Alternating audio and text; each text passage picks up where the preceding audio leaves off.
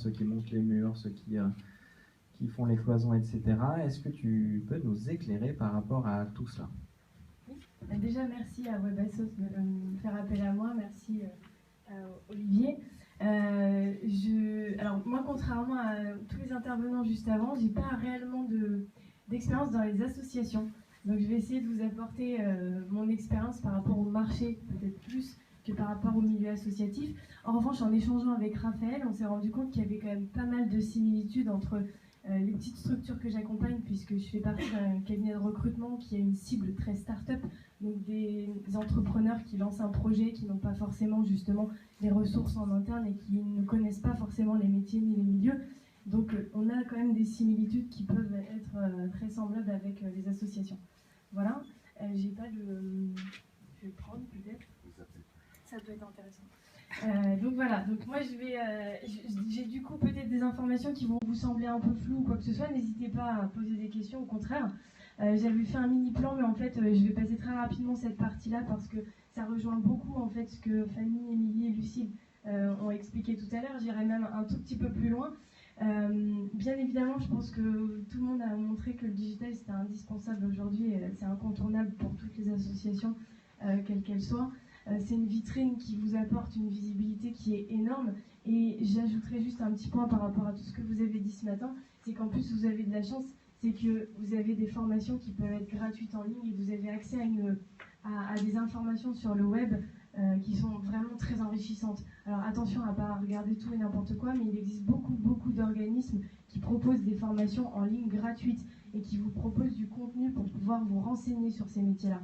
Et ça, c'est une richesse pour vous qui est énorme parce qu'on est sur un secteur d'activité où tout peut s'apprendre par l'auto-formation. Donc on est vraiment, ça c'est une richesse et une chance dont il faut avoir conscience. Et donc ça rejoint ce que Lucille vous disait tout à l'heure, n'ayez pas peur. N'ayez pas peur de vous renseigner, d'aller voir.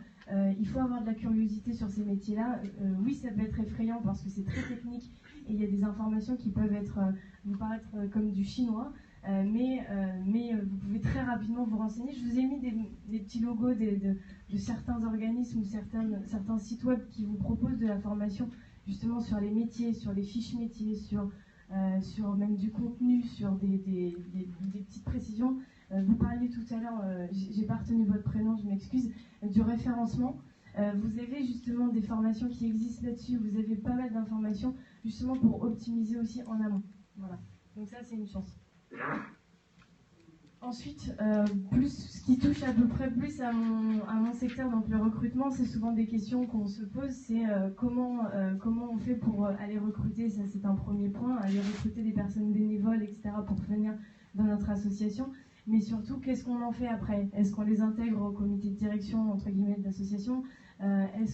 Quelle place on leur donne et quelle place au digital on va donner justement à ces personnes? On a toujours un peu peur de laisser la main à des personnes dont on ne connaît pas forcément le métier, surtout dans la stratégie qu'on peut avoir après par derrière, et à qui les donner justement. Donc c'est ce que je vais essayer de répondre avec Estelle, et encore une fois, n'hésitez pas.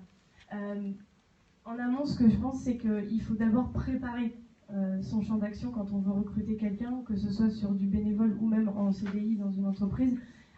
Il faut préparer justement cette situation-là parce que la préparation elle est indispensable. Il faut définir son besoin dans un premier temps. Vous parliez de référencement, vous parlez de pas mal de petites choses, de techniques, d'intégrer des développeurs, d'intégrer peut-être plus des chefs de projet sur le web, des graphistes, des designers. C'est des métiers comme ça qui sont pas faciles à appréhender. Et en amont, même avant de définir le type de poste, il faudrait d'abord définir ce que vous avez réellement besoin d'avoir. Et après, pouvoir aller les chercher. Donc définir, ça veut dire les rôles, les missions, bien évidemment.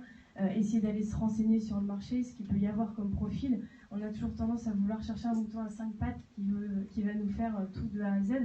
C'est compliqué. C'est compliqué. Il vaut peut-être mieux scinder un petit peu les rôles et pouvoir aller recruter plus de bénévoles au sein de votre association pour pouvoir bien scinder et aller aller jusqu'au bout de votre stratégie. Voilà, après quel est le lien hiérarchique, ça c'est une question à laquelle moi je ne peux pas forcément répondre pour vous. Bien souvent, et le digital prend de l'ampleur de plus en plus sur ces métiers-là et on a tendance à les intégrer au comité stratégique, etc. C'est quand même une fonction indispensable dans votre stratégie puisqu'elle prend plus grosse part aujourd'hui. Néanmoins, c'est quand même à vous de choisir et de savoir quel lien vous allez mettre. Un conseil que je peux vous donner, c'est bien poser ces informations-là en amont, même avant de rencontrer les personnes et avant d'essayer de les faire rejoindre votre association, parce que si dans votre tête c'est pas clair, ce sera compliqué de leur donner envie de venir vous voir. Voilà. Ça, je vous ai mis juste un petit, petit slide sur les tendances du marché. Effectivement, ça, on touche à des profils qui sont à la fois très techniques et en même temps qui peuvent être de trois. Enfin, on les différencie sur trois secteurs différents. On a la partie technique, vraiment qui s'attache plutôt à la partie développement, à la partie code, vraiment les fameux codeurs dont on parlait tout à l'heure. Vous avez plein de profils en fait qui peuvent s'apparenter à ça. Et donc on en a des dérivés énormes, c'est-à-dire qu'il y a différents types de langages techniques, il y a plein de choses à maîtriser. Je ne suis pas rentrée dans le détail parce que j'ai pas envie de vous perdre là-dessus, mais sachez que c'est important de vous renseigner aussi, et il existe énormément de sites sur lesquels vous pouvez avoir accès à ces informations, notamment le site du gouvernement où vous avez les listes des métiers, vous avez pas mal d'informations aussi sur Pôle emploi, vous avez des informations sur des sites web comme ma société par exemple, on le fait également, mais vous avez une richesse sur le web où vous pouvez aller trouver ces informations, donc je vous invite vraiment à faire l'effort d'aller vous renseigner. Ensuite, réfléchir et préparer, c'est aussi définir un process entre guillemets. Alors même si on ne parle pas de société en tant que telle, c'est important pour vous que ce soit clair dans votre tête et définir un peu les rôles, définir un peu comment on va choisir ces personnes-là. Et ça passe par définir des étapes, etc. Mais ça passe aussi par analyser peut-être les types de personnes que vous avez envie, l'engagement qu'elle doit avoir. Il y a aussi une part derrière de responsabilité qui va être énorme. Elle va donner aussi une image par rapport à votre association, etc. Elle doit partager des valeurs qui sont fortes avec vous. Et ça se définit aussi en amont pour aller les recruter et pour aller communiquer derrière et faire passer un message. Troisièmement, voilà, plus la partie communication, comment on va faire. Maintenant, il faut essayer d'aller trouver des personnes et recruter des bénévoles, c'est compliqué. Ça peut être effrayant dans votre tête de vous dire ok, mais personne voudra sur un marché qui est très tendu aujourd'hui. Ils ont déjà du mal en tant que société quand ils rémunèrent ces personnes-là à les intégrer dans leur société. Ça peut paraître effrayant pour vous. Non, vous avez une chance inouïe, c'est que c'est un secteur d'activité où il y a énormément de passionnés. C'est-à-dire que le web, il y a énormément de personnes qui sont arrivées un petit peu comme ça sur le tas aussi, en se disant voilà, je ne sais pas trop ce que c'est, mais je vais aller me renseigner. Ça rejoint un peu les formations dont je vous parlais qui existent sur le web. On bidouille, on se forme, on essaye de comprendre un peu, et il y a énormément de personnes qui sont arrivées comme ça un peu par hasard et qui ont réussi à s'auto-former et qui sont devenus aujourd'hui des experts. Donc n'hésitez pas, au contraire, vous avez énormément de personnes qui sont prêtes, je pense, à faire partie de ces associations. Je vais prendre un exemple hyper personnel, mais je suis ravie d'avoir assisté à cette conférence ce matin parce que je ne connaissais pas du tout le milieu associatif et au contraire, ça donne plutôt envie de s'intégrer et de participer à des causes comme ça qui sont assez fortes. Et donc je pense qu'il y a énormément de personnes comme moi qui n'ont pas forcément la visibilité de vos associations et qui seraient ravis, via le web ou via d'autres leviers, de pouvoir avoir plus d'informations. Donc ces actions, ça passe par la communication forcément. Communiquer, c'est un peu un cercle vicieux, mais si on n'est pas présent sur le web, on a du mal à communiquer. Et en même temps, quand on ne connaît pas le web, on ne sait pas comment communiquer sur le web. Ça peut être un peu un cercle vicieux et un serpent qui se mord la queue, mais c'est très important de pouvoir le faire pour être visible, pour donner aussi une image de votre société, faire paraître les valeurs, etc. Et puis atteindre votre cible, tout simplement, vous ciblez des profils. Et si vous avez envie de recruter des profils sur le digital, la meilleure façon de faire, c'est aussi de s'adresser à cette cible par ce biais-là. Voilà, donc c'est quand même malgré tout très important et un palier à choisir. Ensuite, je vous ai mis aussi une liste d'acteurs qui peuvent vous aider, c'est-à-dire qu'au-delà de la formation sur les métiers, au-delà des fiches, au-delà de plein d'informations que vous pouvez trouver, il y a des acteurs. Je connaissais Hello Asso, mais j'avais jamais eu l'occasion d'avoir vraiment un peu plus de détails. Ce sont des acteurs, il y a vraiment énormément d'acteurs aujourd'hui qui proposent des solutions gratuites sur le web pour pouvoir vous aider. Dans le recrutement, c'est pareil. Alors, je vous ai mis réseau cooptation, qui est pour moi la première source pour vous qui doit être importante à mener, c'est-à-dire que rien de tel qu'une cooptation par des membres déjà de votre association, etc. Comme le disait Charlie juste avant, quand on n'est pas capable d'avoir déjà autour de nous pouvoir parler de l'association, c'est compliqué de le vendre à des personnes qu'on ne connaît pas.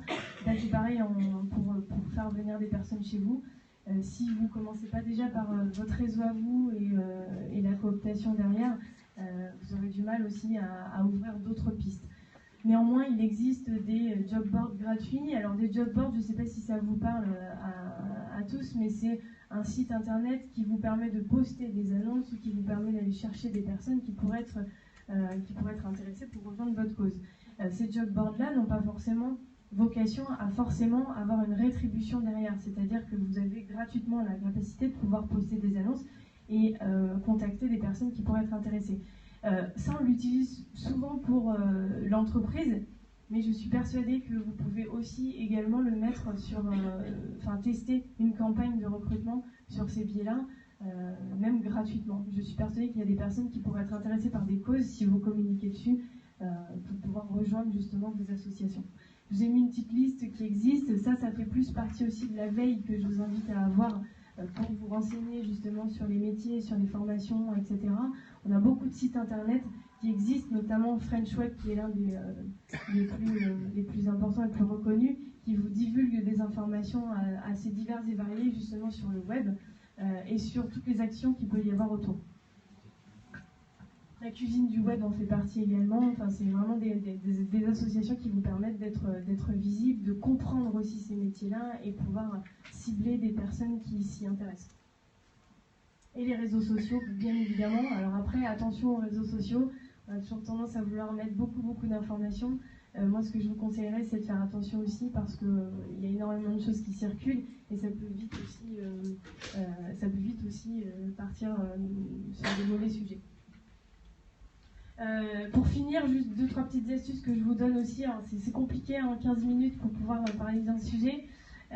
N'hésitez pas à la fin à prendre mes coordonnées et je serais ravie de pouvoir vous aider si je peux vous apporter des informations. Mais c'est vrai que c'est compliqué en 15 minutes de résumer tout ça. Petite astuce, alors être réactif, c'est peut-être pas le meilleur terme choisi, mais plus être actif en fait. Actif sur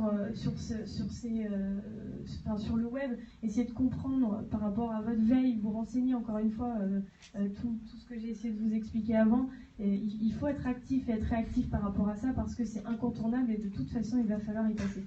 Donc plus vite on s'y met, mieux c'est. Pas de préjugés, c'est pareil, n'ayez pas de préjugés, c'est facile d'accès et même si ça peut paraître compliqué à comprendre, beaucoup de choses sont faites pour que vous puissiez y arriver, donc n'hésitez pas, n'ayez pas de préjugés par rapport à ça, lancez-vous. Par rapport à vos associations, pour faire venir du monde, ce que je vous conseille, c'est bien évidemment pas survendre ou pas mentir ou pas essayer de leur vendre quoi que ce soit pour à tout prix avoir des bénévoles chez vous. C'est le meilleur moyen pour qu'ils ne soient pas impliqués et que vous ayez un peu, entre guillemets, pas des boulets, mais des personnes qui vous freinent plus qu'autre chose. La définition d'un boulet. Charlotte. Il vaut mieux être un peu moins dans votre association, mais avoir vraiment des personnes impliquées que le contraire. Et puis, préparez-vous quand même malgré tout, essayez de pitcher un peu votre association, essayez de vous entraîner à expliquer en fait ce que vous faites, parce que naturellement, on a tendance, quand on a la tête dedans, on a tendance à soit pas oser en dire trop, soit avoir naturellement, en fait, pour vous c'est naturel en fait d'avoir une cause comme ça et de la défendre. Non, c'est pas naturel pour tout le monde. N'hésitez pas à vraiment expliquer ce que vous faites et à le détailler, quoi. C'est passionnant et ça permet aux personnes d'être vraiment motivées à vous rejoindre et à s'impliquer. Alors attention, breaking news avant les questions. Il y a une manifestation en face, donc qui veut aller manifester?